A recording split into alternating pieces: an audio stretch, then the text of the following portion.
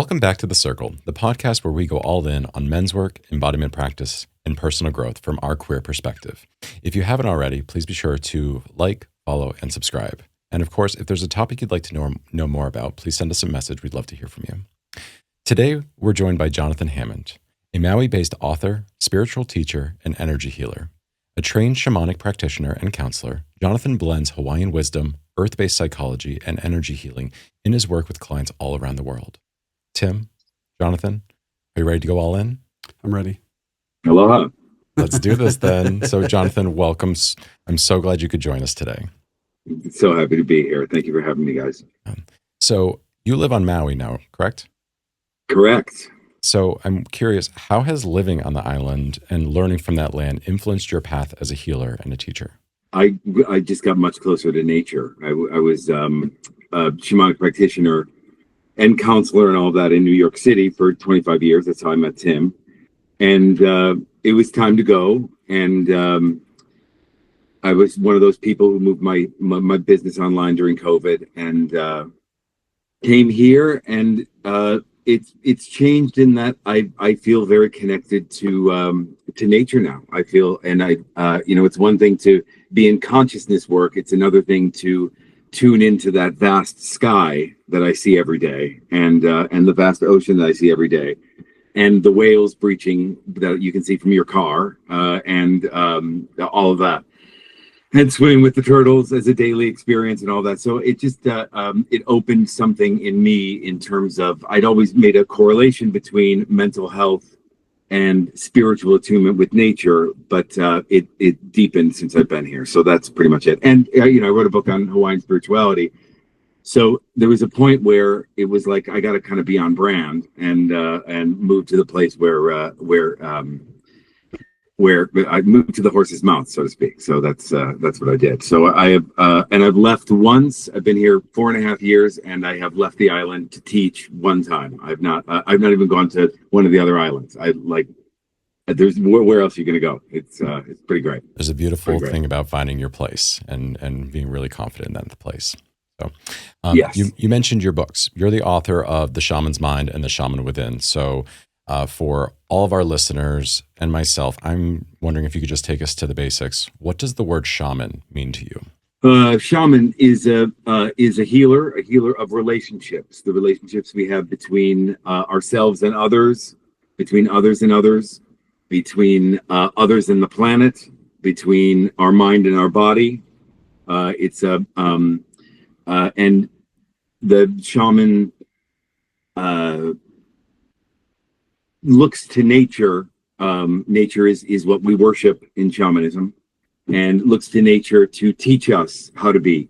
Nature is a template toward authenticity, toward interconnection, interdependence, toward the legitimacy of diversity, which a healthy ecosystem is based on a diverse its diverseness. A monocrop will kill the land. And nature is unapologetically, everything in nature is unapologetically, authentically itself, and has no interest in being something other than itself, which is very different than our human culture. So that's sort of that's why it's my path. And nature also, in spirituality, we think a lot about morality and things like that, and a lot of like religious wounding and all that. And shamanism and earth-based spirituality is not so much about being good; it's about being true. I think that's a helpful distinction. Sorry. So when we think about shamanism, my understanding is that it is an umbrella term, and that there are so many different shamanic systems. And you wrote a book about the Hawaiian shamanic system, Yeah. Huna. But can you speak a little bit to how shamanism has at its core an essence, even though it can look and sound different depending on the land and the people from which it is birthed? Well, it's a very loaded word, and it's not a word, people have called me that, but it's not a word that I particularly want to take up, and I'm not really interested in being called that. I feel like it's sort of thrown around now. Yeah, when we're talking about shamanism, what we're talking, that's a Tungusic word from Siberia. It's the esoteric translation is one who sees in the dark, or one who sees what others do not wish to see. That's the sort of esoteric translation, but it's essentially the natural healers connected to the land, connected to community, connected to the natural medicines of the land, connected to the spirit of the land, and the spirit of their community. And so every culture has a version of it. The reason why I landed on Hawaii, besides the fact that I'm obsessed with Hawaii, was because as a shamanic student for many years, I was looking for, shamanism is very, it's about journeying, it's about other worlds that you can enter into, it's about spirit guides, and all that stuff is beautiful. But I was really looking for something that would ground my understanding psychologically in what was going on when we're practicing shamanism, and that really, and I found it in the Hawaiian system. The Hawaiian system is very psychological and it's very philosophical, and that helped me kind of ground my understanding of shamanism and my understanding of healing in something that can be replicated, in something that can be taught to others, in something that is more in alignment with our contemporary psychological paradigms that we understand. And that really came from Hawaii. You wouldn't think it, but Hawaii's very the Hawaiian shamanism has a very psychological backbone to it, and so that's why I sort of landed on it. So I'm curious, for anyone who's listening who this may be a new concept, would you consider the practices of yoga a form of shamanism? And if not, like, what is the distinction? Any indigenous spiritual teaching that is healing, that grows love, that brings people together, that aligns oneself with oneself, I would consider shamanic for sure. Yeah, that's just another system. There's nothing new under the sun. Mm-hmm. And at the end of the day, if you go into any system, any true legitimate system, deeply enough and with enough dedication, you will find correlates of the same truth. So yeah, I think it's kind of exactly the same. Not exactly the same, but very in alignment. And this, that so much of yoga has to do with natural elements, sun salutation, and that kind of thing. So yeah, it's very, very connected for sure. I've often thought there was like an enormous amount of crossover in that Venn diagram, and that's always been like super exciting to me and resonated with me deeply. I love this concept of anything that aligns oneself to oneself, right? And that bringing ourselves back to home and really working and looking within first and foremost. And then I'm curious how that principle then connects to the direct relationship with nature and how it is that we can then cultivate that relationship with nature. What needs healing? What needs healing in all of us? Inauthenticity. Some idea or story of ourselves, usually taught to us or adopted by us through what we've experienced, that is actually not true, that is a mistake, that is contrary to our actual nature. And so healing is about, if you think of shamanic healing is just about removing that which obscures our nature or bringing back that which is missing from our nature. So in our connection with nature, what we're really looking at is an interdependent world that is alive, that has a spirit, that is, as I said, unapologetically authentic to itself. It wants for itself, is very self-interested, and also at the same time collectively interested, which is a very separate from our human culture. Our human culture tends to be self-interested, and the collective interest is we cut corners on. And so indigenous mind, or the shamanic mind, is one of equal self-interest and collective interest. And so just as the tree wants for itself and wants to open itself to the sun and to the rain and all of that, at the same time, we're breathing the tree. So it gives its gift through its authenticity. And in some way, that is what we're all, but I think our purpose on this planet is to give the gift to the world that comes from our authenticity. And so it's both. So it's a deep love of self that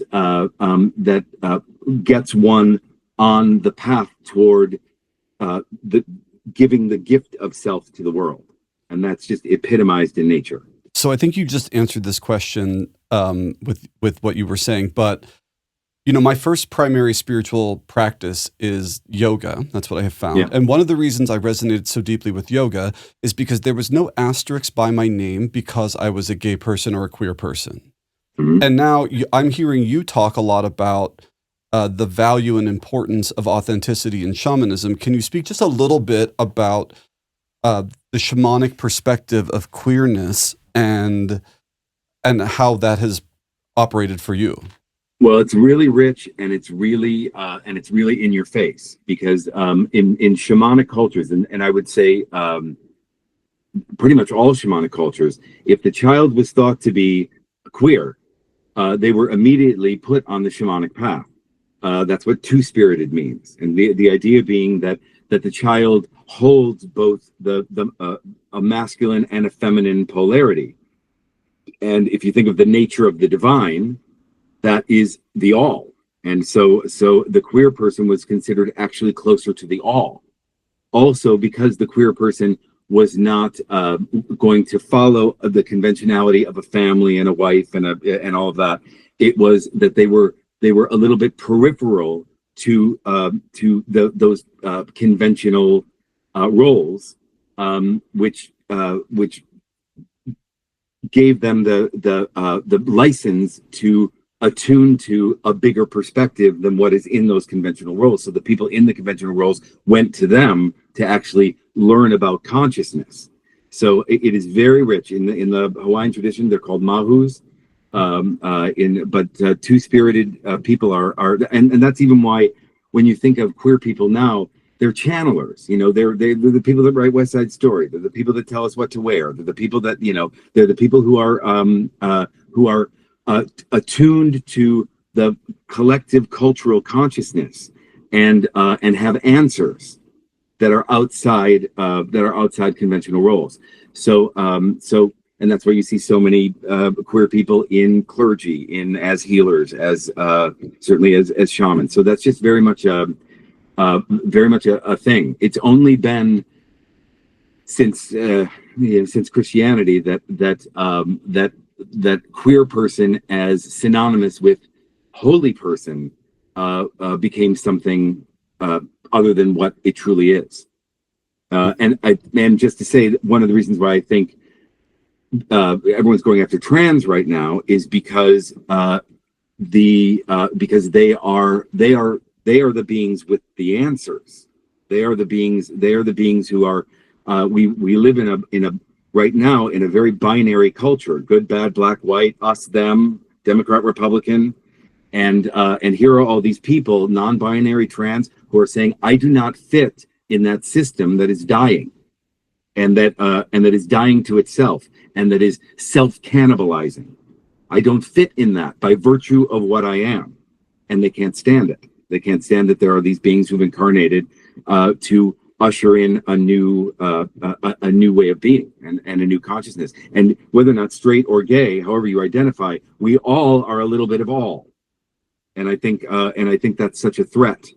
So yeah, shamanism and queer are very, very connected. We all are a little bit of all. I was going to ask you, does two-spiritness exist on a spectrum?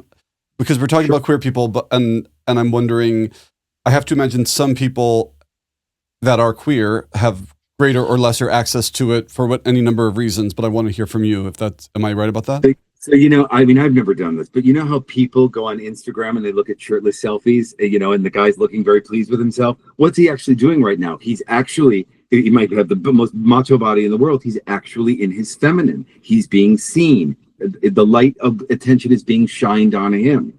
So like even if you went with the most heterosexual version of that, yes, of course there are masculine and feminine polarities. This can go into sexual activity, but it need not. It's just a matter of, am I shining my light of attention on you? In which case I'm in my masculine, you know, or are you shining your light of attention on me? In which case I'm in my feminine. It goes back and forth. So we all have that. And Jung talked about the animus and the anima, which are the two versions of, or the two aspects of self, one masculine, one feminine. Traditionally, those are things like, aggression or directionality. Those tend to be masculine, and nurturance or compassion, those tend to be feminine. A little stereotypical, but you get the idea. But yes, we're everything. When we get too reductive about anything, we get away from the truth. When we get too reductive about anything, we get away from the truth. And I love thinking about that. And I love thinking about something you said previously about one of the purposes of shamanism is to remove the obscurities so that we can better see ourselves. So I'm curious now about some of these personal beliefs that sometimes people hold. You talked about that Instagram example, right? Like, I'm sure that model has very specific personal beliefs, probably not considering that they're in their feminine at that point, right? But that is something that we could say. So I'm just curious about like how important are our personal beliefs in creating our reality and in helping us to remove some of those obscurities? Well, beliefs are everything. Beliefs are there's not a single reality. There's a single consciousness, but there's not a single reality. And our beliefs enter us into different realities, and in different realities, different rules exist in those realities. So, for instance, if I have if I believe that the forest will speak to me and give me a message about some question that I have on my heart when I take a walk in the forest, either through a symbol or a message on the wind, or through the way in which the tree is rustling in some way, or in some way. If I enter into a reality where the forest is communicative, that forest will start talking because I'm in that reality. If I am not in that reality, it's a walk in the forest. And so we're always inside other realities. I had to enter a reality where I can now live on Maui, and as I was in the process of entering that reality, there are all kinds of YouTube videos that say living on Maui is impossible and too expensive, and and all that. And I didn't watch those because I wanted to create a belief in me that was congruent with my living on Maui. So beliefs are everything. And the problem is that our beliefs are a lot of times handed to us by the culture, by the family culture, by the culture, by school, by whatever. And they are not necessarily the beliefs that are actually going to get us where we want to go. And so that's always something that we have to, in healing work, examine. What am I believing about myself? What am I believing about the world? And also, what is a firmly ingrained belief will manifest in the outside world. So we all have a belief that green light means go. That is in there, lodged in the unconscious, green light means go. And the outside world reflects green light means go. There is a belief inside me that I am a spiritual teacher. It is an ingrained belief, and I have a lot of evidence to prove it. The outside world reflects back that Jonathan's a spiritual teacher. So what we are and we have to work on our beliefs. If we don't believe them yet, that's part of it. That's part of the healing process. That's part of a manifestation process.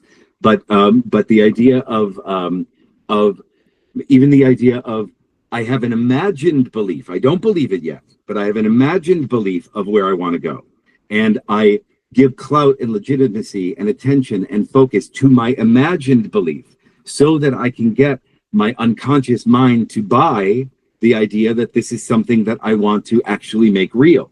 And over a period of time, the more that we do that and the more that we stay in the process of creating a new belief, when that takes hold, it will manifest in the outside world. That's the essence of magic. So what I'm hearing is the world is what we think it is. The world is what we think it is. Yeah. So what a segue, right? Right. And full disclosure for our listeners, I have read Jonathan's book, The Shaman's Mind. It has had a very big impact on me and the way that I practice and the way that I facilitate and the way that I see the world, or the way and what you were talking about, the way that I practice approaching my life and the world. So some of these beliefs that I'm trying to change, I'm still practicing that. Sure. Through journaling or affirmations or any number of things. So am I right in saying that is one of the 7 principles? Yeah, that's the first principle of Huna. It comes from a Hawaiian word called Ike, and the esoteric translation is the world is, or the world becomes, or reality becomes what we think it is. And so that means you've heard, as within, so without, as below, so above. The idea being that what is inside of us, what is our inner world, is just an inward dream, and the outward dream is a reflection of our inward dream. So an easy way to think of it, like from dream interpretation, is that, like, you know, if you have a dream, the easiest way to think of dream interpretation is that whatever's happening in the dream, whatever characters, whatever symbols, whatever, that everything in that dream is reflective of something about the dreamer. And so the idea being that our waking dream, our lives, whatever's in there, the good, bad, and the ugly, is reflective of the inward dream that created it, out of which it came. Mm. So that's what the world is. What the world becomes, what I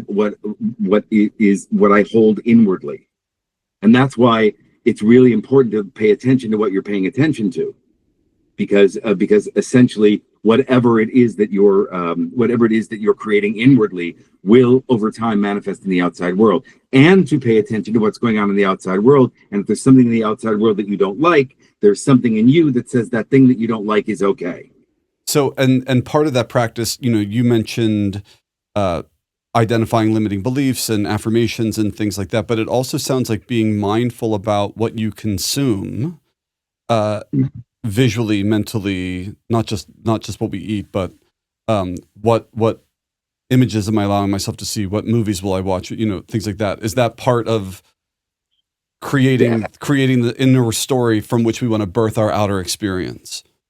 Absolutely. I mean, I'm not going to lend my attention to something that is fortifying a belief that I'm trying to get rid of. You know, it's just like even when we get all reactive to the clickbait politically, you know, we get all reactive and all that. What's actually happening? I'm reactive to it because I'm a loving person and I care about things and I care about the planet.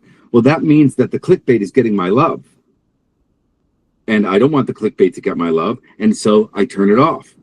You know, I turn it off and I focus on creating the world that I want.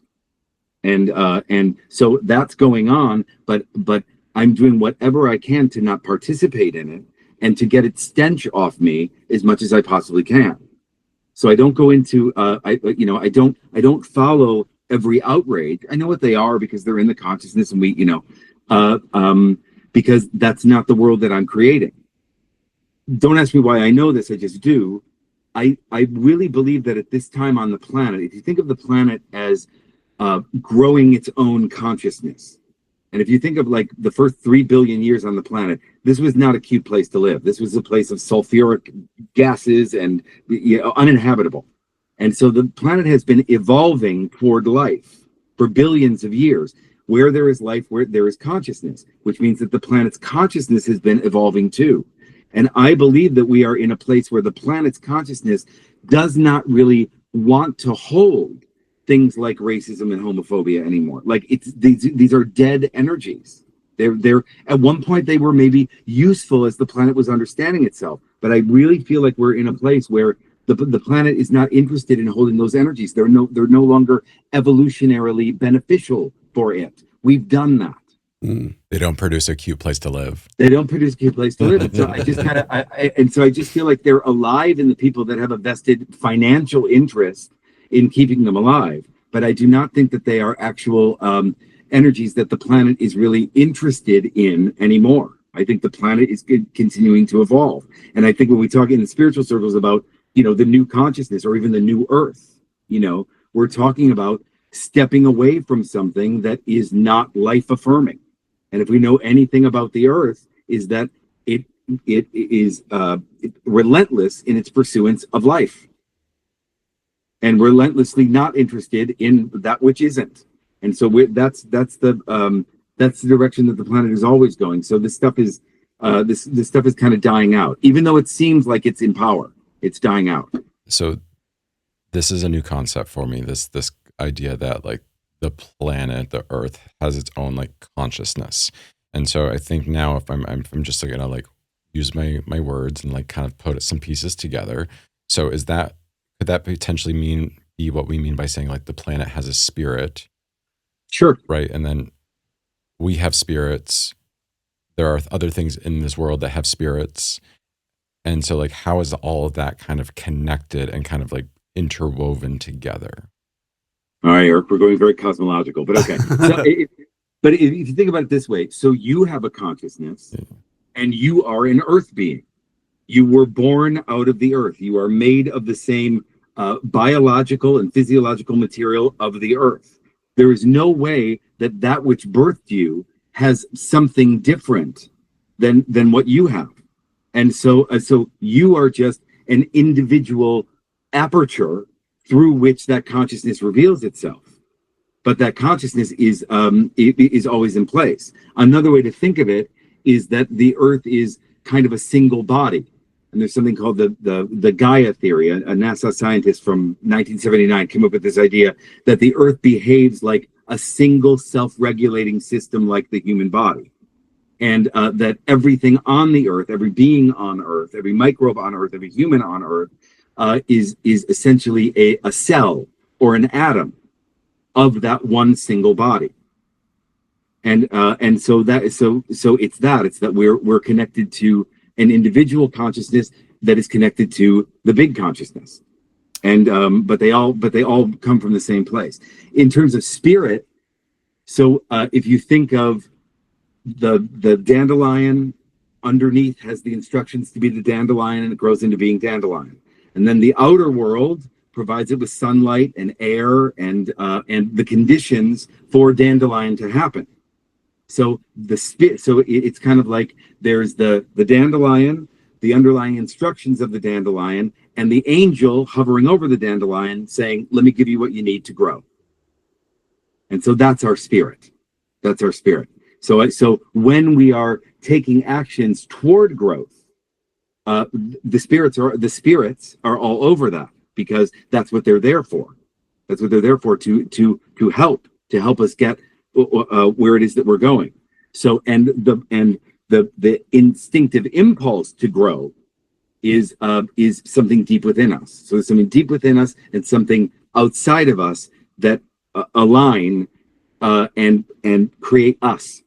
The Gaia theory has always had such a big impact on my life, and it's the thing that I think about in any number of ways when I think about taking too much, like destroying an environment of some sort for resources and just sort of devastating it, because I think, it's a little bit like scratching my own body, like ripping off a scab, creating damage in me. And so for me, that I've always been programmed to think of it as an organism and where balance is needed. I'm going to just digress though, because the Captain Planet and the Planeteers, which I think I have talked about one other time on this podcast, I don't remember. It had five children, I guess teenagers, one from each continent. They each had a power: earth, fire, wind, water, and heart. And then Gaia was this magical sort of like angelic woman who was there helping and guiding. And two things about that I think were so important is they created an image of the spirit of the earth that was talking to these characters and expressing these needs. Thing number two was that one of the powers, in order for the five to combine to make Captain Planet, this ecological superhero, was heart.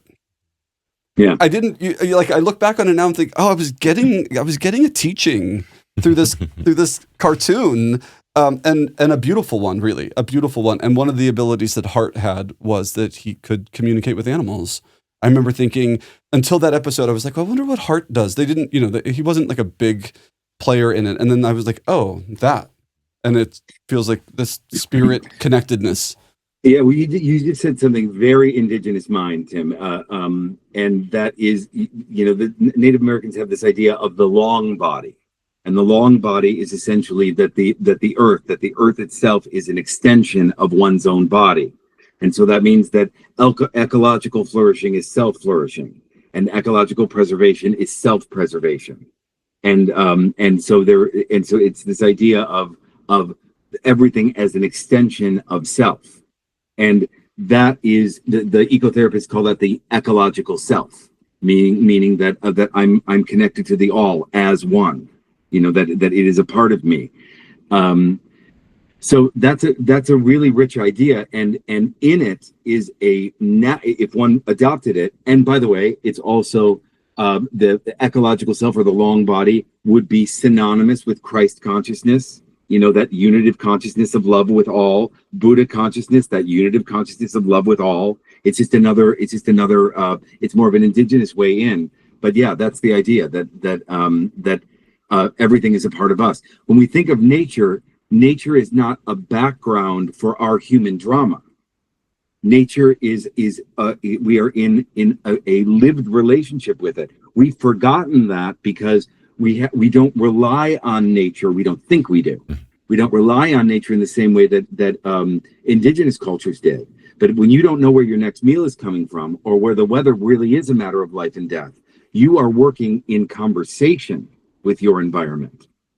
And that's what we've gotten so far away from, and that's why the planet is sick, you know, is because we think of it as this sort of dead thing that is just a storehouse of resources for us, and that's the part that really that we really have to change. It doesn't mean that we all have to wear grass skirts and you know, and live in log cabins and go off grid and all of that. I think that technology is here for a reason, but I think but we do need to return to a re-enchantment with the natural world, and a different kind of relationship with the natural world as us. I can imagine that if my reality is not that I have such a deep reliance or a perceived reliance on the earth, it is really challenging to imagine it as its own being and as something that is an extension of myself and something that I should bring love and care and attention to. I can imagine that being very challenging because I've been in that.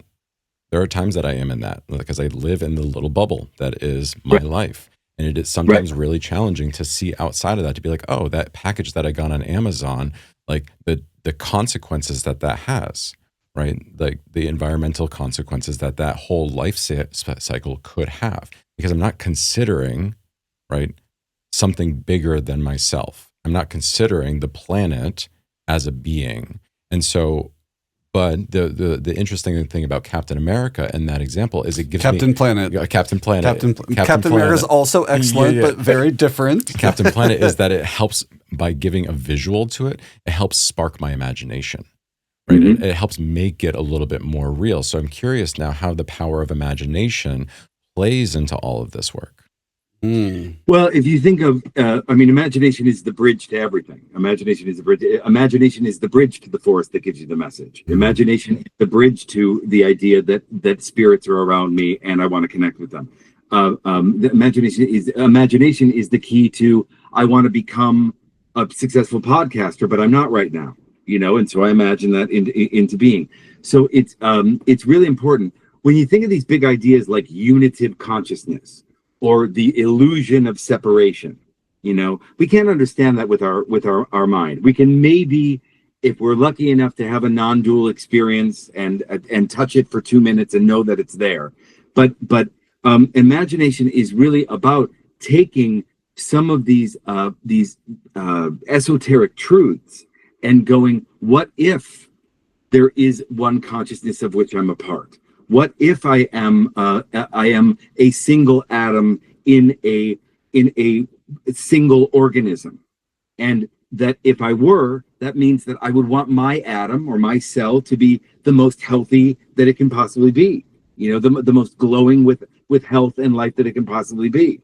So these kind of so imagination is really it's really the key to everything. And I think that we're a little cynical. I think that we're a little cynical. I think because the Western materialist model, which is not the whole story, and I don't care what they say, it is not the whole story. But that model it's reductive. It reduces everything, and it does not leave room for myth, for imagination, for the unknown, for so many things. And that's the reason why it's not. That's the reason why it's not a. The original peoples did not just rely on it, because it doesn't tell the whole story. When there are times when we make a choice based on a knowing with no empirical data, and it turns out that we're right. What is that process? It can't be measured. It can't be explained. It can't be reduced to some process. It's just a knowing. And that is a sophisticated framework to include in how we live our lives, and an important one. So right now we're having this conversation amongst three people who are, we all sort of swim in this material and really love it. And I'm just imagining for someone listening right now, we are in a new administration. Our queer community is under attack. Rights are being lost and lawsuits are being filed, and all number of things are happening. A lot of possible challenge is ahead of us. And I guess my question is, how can shamanism or shamanic practice, or maybe specifically Huna shamanism and Huna shamanic practice, or anything else, how can we utilize this as a tool in this moment to help us navigate it in a healthy way, both individually and as a community? Well, what can shamanism do for us? How can we collaborate with it? So there's a Mayan prophecy, which you probably heard of, the 2012 prophecy.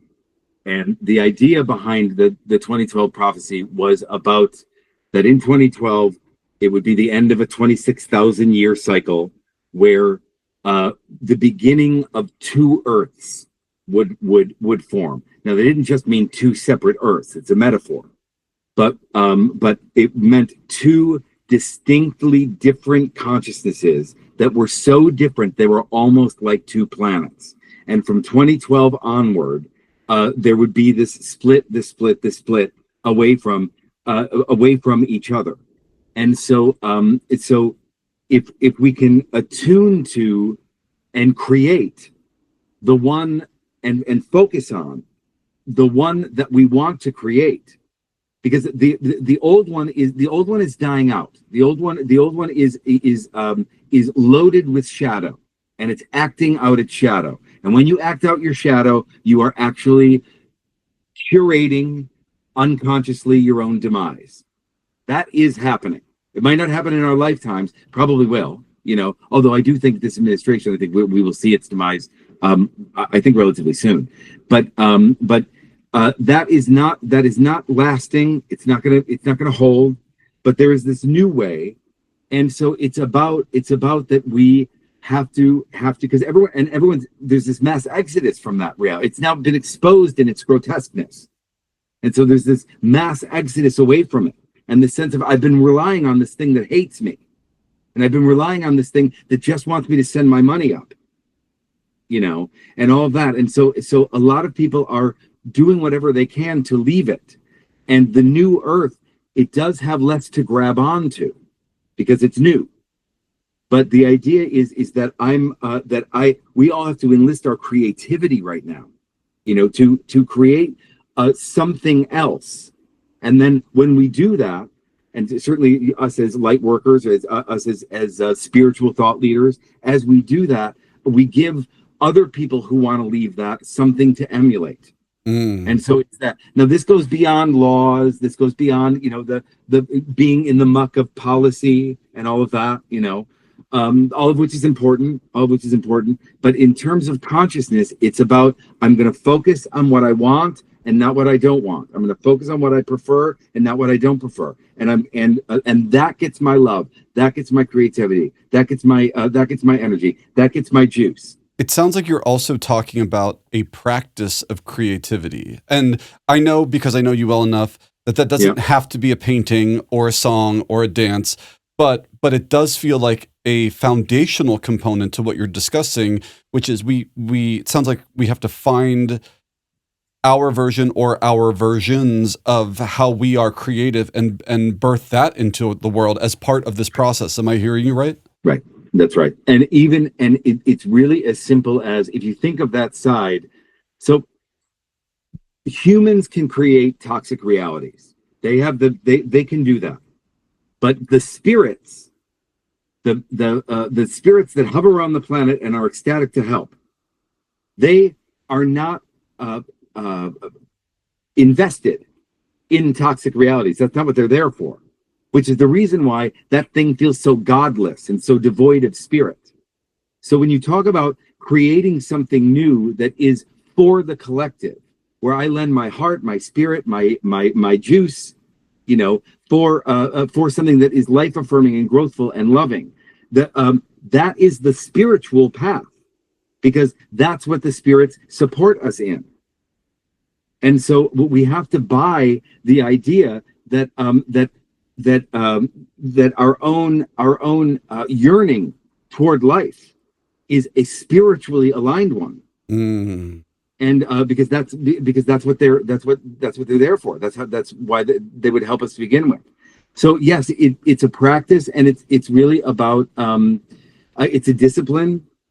What I've just described, focus on what you want, not what you don't want. That's called 5D consciousness, which is really a shamanic idea. It's more of a new age idea. The idea being that 3D is this world, good, bad, black, white. The 3 is, and the eye that sees it. That's the 3. Polarity in the eye that sees it. 4 is it exists in time. 5 is I'm outside of it. I see that. I'm letting it play out. Go kill yourselves. I'm going over here. Yeah, the awareness of that, right? Like the ability to kind of pause, see that all of this is happening, be aware of it, be in on the joke, right? Be in on the drama, right? And then say, okay, I'm going to zoom out. And I'm going to choose and now start to, through my manifestations, my co-creations, my imaginations, start to do some work on the reality that I want to create and bringing in the beliefs that I want to see, and start to build that out and living my fullest authenticity, which I heard you say is potentially the definition of purpose. Yeah. And I do think it's important to say, there are people who are caught in the crosshairs. There are people who are not as privileged as us to even have this conversation and even entertain the idea that we would try, And so I just want to say that. But all I can do, all any of us can do, is what we can do, individually. I have clients who rub elbows with policymakers, and I have clients who are firmly ensconced in corporate, and they're going into the Death Star every day dressed as a stormtrooper with earth wisdom flowers underneath underneath their. So it's important to say that too. If you are lucky enough, if for whatever reason your karma is such that you have a choice to choose what you can focus on, and you still have the freedom to do it, then you got to do it. Then you got to do it. But I also want to, and you do it for the people that can't, because that's the most that we can do. And then overall, the pervasive energy becomes such that they find that our current is stronger. I really love bringing that awareness, that recognizing that we do have privilege here to focus on these ideas and to take these actions, and that there are other people who are in different situations, and honoring that. So part of what I feel like I'm hearing you say is we should all do what we can to the best of our ability, and recognize that amount that we can do might be different, and it might also change. I always say, like, beginning of my classes, I said, this class is bullshit if there isn't freedom to practice what I'm teaching. It's just bullshit.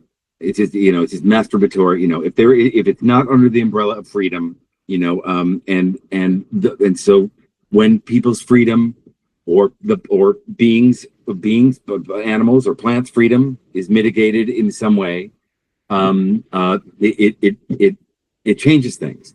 So if we are lucky enough to have that privilege, we got to use it. So I want to bring this up. Clearly, we're not going to get an opportunity to talk about each of the 7 principles in this one episode, but I'd like to bring up one more principle, if I remember it correctly, because it feels like it's important with regards to the practice of creativity, but also I'd love it in context of what we just said, which is there are no limits. So can you talk about like how we need to think about that principle in our practice of creativity, And simultaneously, how does it honor what we just described, which is some people have greater resource or greater entitlement or greater privilege than others? So yeah, that's a second principle. It's a Hawaiian word called kala, and the translation is "there are no limits."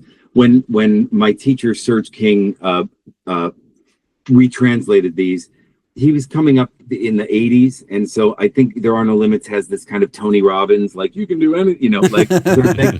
So I think a better way to think of it is that there is no separation. That there is no. That I think that's which is epitomized in nature, which is epitomized in the natural world, and it is also saying that that if there is no separation, that the you that you want to become exists already, not separate from you.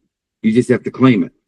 And the earth that we want to create exists. It exists next to the earth that isn't that yet, because there is no separation. When you think of like when we call in the directions, east, west, south, north, above and below, what are we doing? We're calling in everything.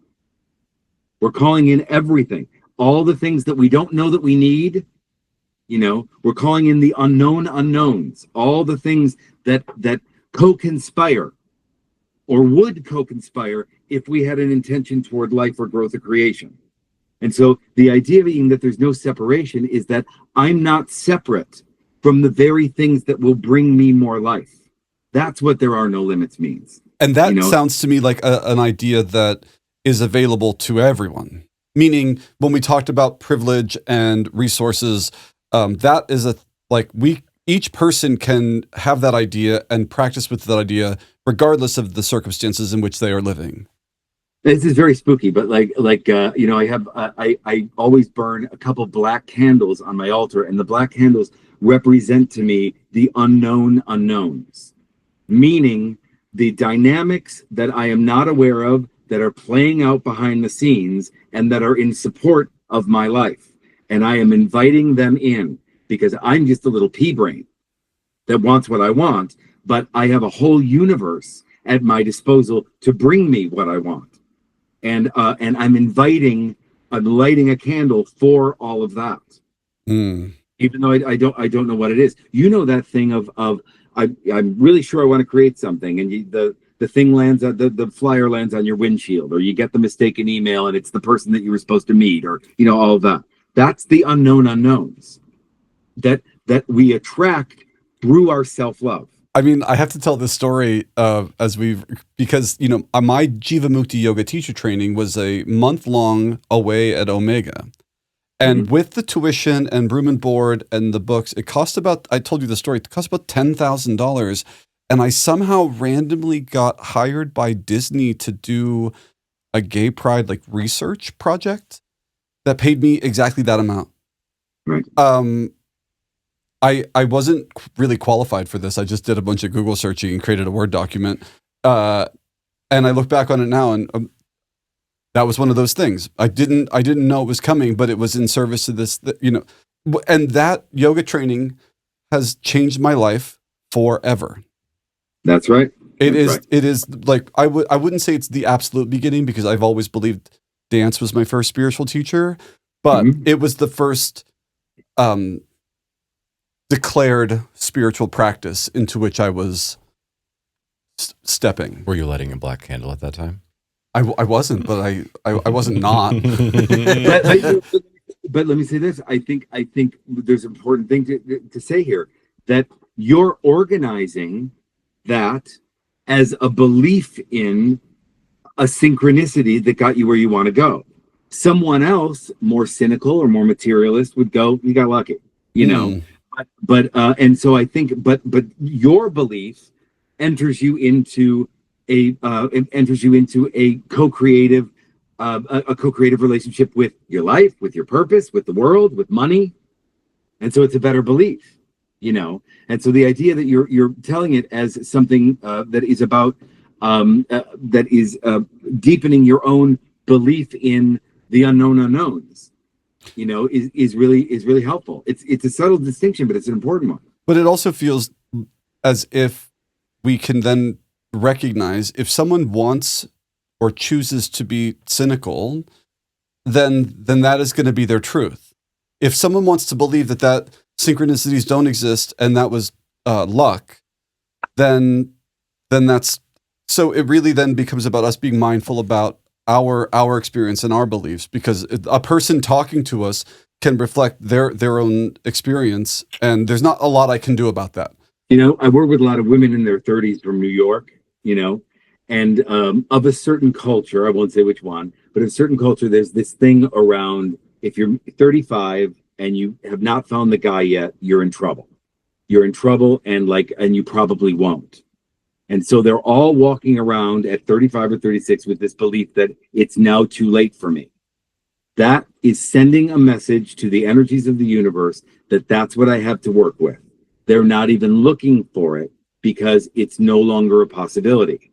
So the spirits would do something like, I could stick the guy next to you on the subway, but until you have a belief that have your eyes open to find that guy, it's a useless effort. So I'll just wait until you work on your belief. Because I can't. You're operating in a framework where what I could bring you, you're not looking for. You don't believe you can have. It also feels like the most powerful teaching any person practicing these ideas can bring is leadership through example. So rather than me trying to explain to you why you should believe something different, I should just live my life with my beliefs and let that speak for itself.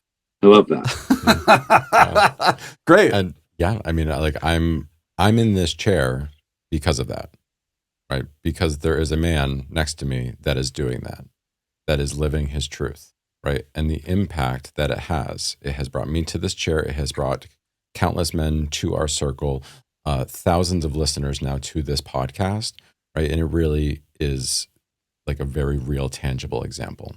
And so thank you for living that and inspiring me to also live in myself and be with myself, because like all of this work it's really challenging. It was challenging for me to imagine. It was challenging for me to believe, with decades of cynicism, with a deep mistrust for myself, for the world, right? And it comes down to like, I've had to do healing. Yeah. I've had to heal so much of myself, and the work continues on and on and on again. And it is thanks to men like Tim, our teacher, Amir, people like yourself that are helping to lead by example, that help me to see like, oh, I can too also do my own healing. Well, this is the importance of men's work, or in yoga sangha community, this support system. I would like to, so you thanked me, and thank you so much for that acknowledgement. And I'd like to acknowledge Jonathan as one of the people in my life who has gifted me with the ongoing conversation, because I think it's important to remember, if you choose to do this, you will need to be reminded. There will be moments, just like I always equate it to the gym. Sometimes you go to the gym and you feel pumped and sexy and strong, and other days you go to the gym and it's like, ugh, it didn't quite. But that day at the gym still needed, and it was important. And sometimes having that person come to the gym with me again, let's do this, that reminder. So I feel unbelievably grateful. So appreciative, happy, and grateful for all of the people who have come into my life. I believe in synchronicities, so I don't think it's a coincidence that Jonathan has been my friend for 2 decades, and that our relationship went from Broadway performers to a slow evolution and this ongoing spiritual conversation. And the same is true for every teacher that has meant anything to me. It does not surprise me that Amir Khaligi is in my life right now, that I met him through a man when he gave a talk on Instagram about the archetypes. I was like, oh, I want to hear about, I forget, I think it was the warrior they were talking about, but I'm like, and that's how it started. So deep appreciation and gratitude for all the teachers and all the reminders and all of the community, because it is important, and it's why we do men's work. It isn't just about coming into a room because we can do it all at the same time. It's about, so then I can be seen and held, and I can see and I can hear, and we can support each other on this journey. Thank you. Can I tell you a story? Please. So I was about 25. I was in Sedona, and I was at the time of my life where I'd go to Sedona and sit on the mountain and cry and not know why I'm there, and just trying to figure out what it all means. And I had this moment on the mountain where I kind of had a unitive moment where I knew that it knew that I knew that it was there. You know, it was like one of those, like, you know, and I was like, I found it. I found something. I know that it's there. I know the spiritual stuff is real. And then I start walking down the mountain. And as I start walking down, I start getting neurotic because I know that I'm going to go home to New York City and I'm going to forget what I learned on that mountain. So I get to my hotel room. I call up a hypnotist. I literally look up a hypnotist with all these healers in Sedona. And I say, and I say, can I come have a session with you? And my intention was that I wanted her to hypnotize that experience into my unconscious mind. So I remembered forever what I saw on that mountain. So I go to this woman's house and I tell her everything I just told you. And I say, so I want you to, I want you to do that. She's sitting across from me, listening to me. She's got a yellow legal pad. And she starts writing like almost like a picture on it. And I don't, and she's not letting me see it. And she holds it over her chest and she says, so what you're asking me to do, I can't do. And she said, this session is $150. And I said, yeah, here's $150. And she turned over the legal pad. And what she'd written on the legal pad in big block letters was choose again. Those two words, choose again. And she said, whatever you forget what you learned on your mountain, you have to do this. And like, that is the reason why it's spiritual practice. That is the reason why we have to choose it again. That is the reason why we all have a crisis of faith all the time. That is why living a spiritual life is about confronting all the times when we're not living a spiritual life. That's the work. But the thing I love about that the most is then it takes away this idea that to be spiritual is to always have like white flowy garments on and like the most gentle breeze so that it looks, and it brings it to the real world. It's going to be tricky at times. You're going to feel lonely at times. You're going to doubt that it's working at times, and you choose again, and that's the practice. And then, and if you think of men's work, the crux of men's work is the recognition that men have pain, and that I'm not trying to hide it. I'm not trying to drink it away. I'm not trying to fuck it away. I'm not trying to, that I have pain, and it's not that I'm, but without that acknowledgement, without that, I'm not supposed to have pain because I'm a man, or I'm not supposed to have pain because I'm a sexy gay man, or whatever else. But because we pull away from that. And so that's why it really is about a kind of courageous honesty, to say, I want this, but I'm blocked to it. That I want to feel a certain way about myself, but I can't, or whatever else. And that acknowledgement is not weak. That is the courageous act that gets you to learn something new about yourself. I am a little sponge right now, and I'm just going to let you all in that my sponginess has absorbed about as much as it can absorb. I am at capacity, and I don't know that because it's been so good. This has been such a good conversation. I am so blessed. I am so thankful. I am so grateful to have been part of this and to have learned so much in such a short bit of time. I am so ready to choose again my spiritual practices over and over and over again. So with that, we covered a lot of ground today. We introduced our listeners to shamanism. We gave them a little sneak peek of Huna shamanism. I think that it merits a second episode if we can schedule it to do a deeper dive into it. We got two of the 7 principles. So if there is, am I right? There are 7, right? Yep. 2 of the 7. So sounds like we could at some point come back and cover the others. They're all so powerful. Yeah, we covered spirit. We covered two-spirit. We covered collective consciousness. We covered imagination, magic, the power of manifestation. We covered a lot. Yeah, we did. And so I just have one final question, Jonathan. What is the one thing that we could all do right now to make the biggest impact on ourselves, on the world? Feel your feelings. Stop avoiding. love yourself and want. Allow yourself to want. It's okay to want. Okay. Thank you. Thank you. With that, I'm feeling very complete. Tim? I feel complete. Jonathan? Aloha. Good to see you guys. Excellent. Tim, will you take us out, please? I will. Let's close our eyes. Take a deep inhale through the nose. Gentle exhale through the mouth. And it's with deep appreciation and gratitude for this shared sacred space, for any insights, awarenesses, discoveries that were made. That as we leave this circle, I wish everyone listening connection, brotherhood, safety, and love. And with these words, our container is open but not broken. Aho. Aho.